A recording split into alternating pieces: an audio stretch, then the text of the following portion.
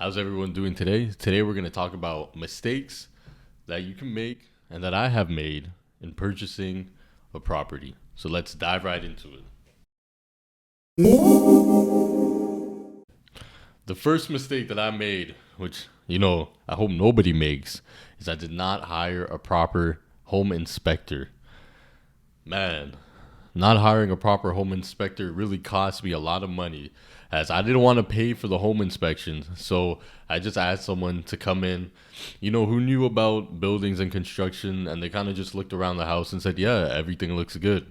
After I closed, everything did not look good.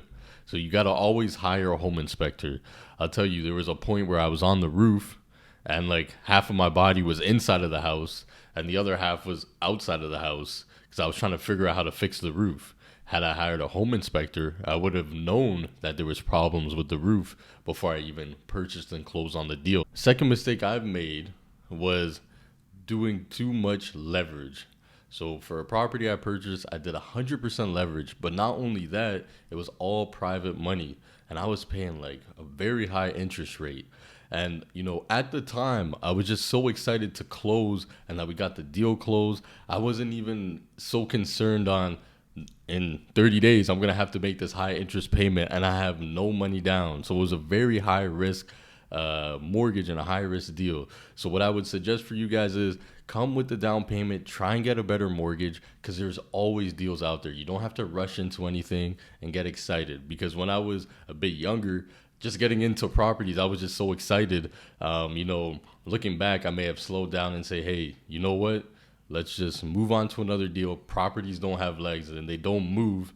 So there'll always be an opportunity. The number 3 mistake I made was I tried to do everything myself. I tried to do the floors, the roof, I painted. I did everything myself. And while I did learn a lot, it took up a lot of time. I wasted a lot of time. And, that's more valuable than me spending the money. What I should have done was I should have just budgeted it out and made an opportunity cost on how much is it gonna cost versus how much time I'm gonna spend. And because it was the first time for me actually renovating everything, I didn't realize how much time it was gonna take me to do it. And it took me probably like 4 times as long as it would have taken a professional to finish. So that delayed actually cost me more than just paying someone to do everything. Another mistake you can make is choosing the wrong partners when going into a real estate transaction. While having partners is great, and I think working with partners can be very beneficial because you guys can leverage each other's credit, income, skill set to get further together in real estate and in business. But you do have to be careful who your partners are, because just like how they can help you, they can also hurt you.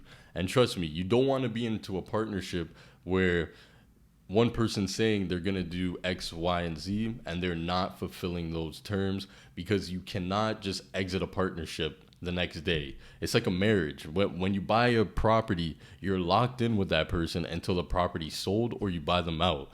So if they're doing something that's inauthentic on their end, you will be affected with that. So you have to be very careful on who you choose as a partner. They're very vital into the success of your property and your business. So be careful of that. Thank you for watching. See you next time.